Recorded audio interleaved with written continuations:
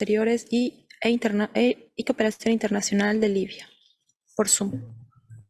Mr. President, Excellencies, ladies and gentlemen, first of all, allow me to congratulate His Excellency Ambassador Václav Balk for his election as the President for the Human Rights Council for the year of 2023. I wish him and his colleagues and members all success during this term. I also do not miss to express my deepest condolence, sympathy, and solidarity to the families of Syria and Turkey nations who are now facing severe living conditions as a result of the earthquake that struck the region recently. Mr. President, the current sessions of the Human Rights Council is taking place under difficult and extremely complex global conditions.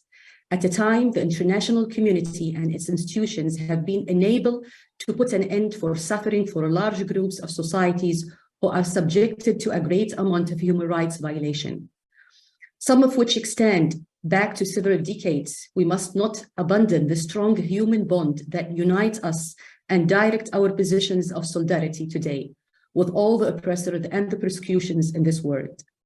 Our principled positions that favor people's right to define life, to dignified life, are based on our respect and commitment to principles of United Nations Charter and the Universal Declaration of Human Rights and Justice local legislations.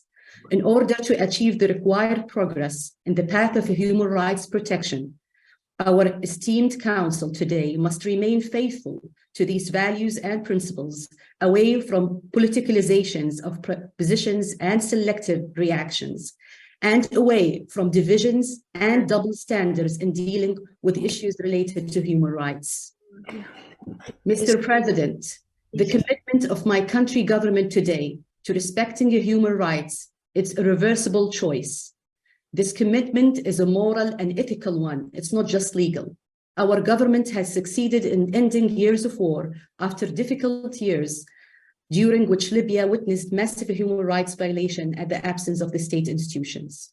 Putting in mind the challenges that face us all today, locally and internationally, in course of protecting human rights, we realize that resolving conflicts and building peace are challenges that accompany the process of democratizations, which require tremendous efforts and more support and price.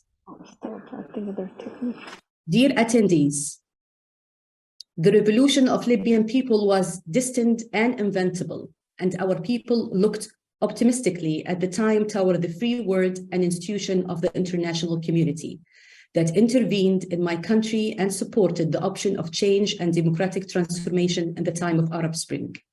We worked with Libya partner in development and peace to build the capacity of justice security institution. However, this cooperation was not as great as the challenge our people faced during years of political divisions, war, and growing political polarization. Today, there is an urgent need to harmonize on the understanding of reality of different societies, culture, heritage, and circumstances. In terms of the success of broad reforms to the system of legislation and laws that protect human rights in countries that are undergoing democratic transition, as dealing with this process requires not only focusing and directing sharp criticism without exaggerating greater efforts in supporting and assisting reform programs in countries with unique circumstances and seeking to build peace and capacities in security's human rights field.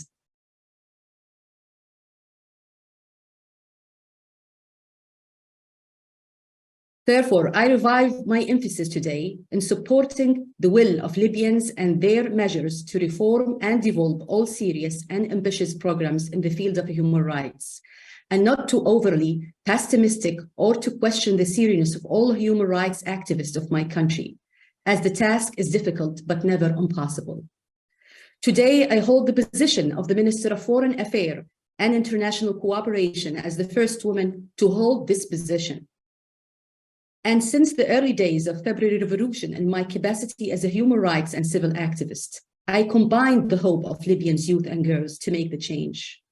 Likewise, my colleague, Minister of Justice, Judge Halima Ibrahim, who's known for her integrity of professional history and bias towards law, for her work today as establishing justice and development mechanism how to implement. This indicates a great development in my country in terms of freedom and responsive Libyan society and institution to change. Among that, women participation in the decision-making process. Because we believe that the protection of public rights and freedom require the presence of an elected civil authority, we continue to work from our position at the Government of National Unity with full courage and determination to achieve the electoral process, to end the transitional stage and give back Libyans their right to choose their authority. Among the most prominent steps recently taken by the Government of National Unity, launching the national mechanism for preparing and follow-up reports that we expect to be submitted soon to relevant committees. One of the mechanism functioning is to work on drawing up a national action plan to implement the international recommendation accepted by Libya in accordance with the cyclic review. In addition, the Council of Ministers also issued decision number 209 in 2022 regarding some provisions of children of Libyan women married for foreigners, which granted for the group all rights enjoyed by Libyan citizens after years of discrimination against Libyan women married to foreigners. Mr. President, perhaps you are well aware of the challenges that accompany the process of democratic transition after decades of civil war and the grave human rights violation. Therefore, the priority of the Government of National Unity since the beginning has been maintain stability and security and to support the efforts of National Judicial Authority in pursuing the human rights violation and fighting impunity. In this manner of speaking, I commend the effort made by the General Attorney Office in Libya, especially in the file of mass graves. My country, aside of the commitment to putting an end to impunity and perceiving the rights of victims, asked your esteemed Council in 2019 to establish and ascend a fact-finding mission to Libya to monitor and document human rights violation. This was established pursuant to your resolution number 3943 under the clause 10. We have succeeded in building fruitful cooperation with this mission. Those mandates has been extended more than once so that can complete its works and can come up with a clear recommendation that will help us deal with violation and impunity. In this context, we are looking forward to the final report of the fact-finding mission, as our government has established a senior committee composed of a number of ministers and relevant authorities to study the final report and recommendation of the mission and ways to deal with them. In our belief that these national judicial authorities are the most capable and worthy of enforcing the law, protecting freedoms, and achieving principles of fairness. Today, we believe that time has come for this mission to review the results of its work and for international support to be directed to national authorities and institutions, including law enforcement and justice authorities, on top of your priorities.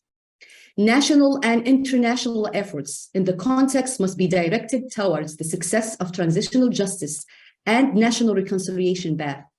My country government is determined to achieve and activate the path to be successful. And as I commend the steps that has been taken by the Presidential Council in this field. I would also like to point out the development of my country government, including the issues of illegal immigrations. After years of political division, which exacerbated the suffering of immigrants arriving in Libya and wishing to cross Europe, we work responsibility to avoid any tragedies that immigrants may be exposed to. And we look forward to a greater United Nations and international role to support our vision addressing that this issue is actually expand our capacity, and we need to support the developing country who facing circumstances lead to this displacement and to the immigrants to go thousands of people continue for decades to other regions and countries guarantee them decent life.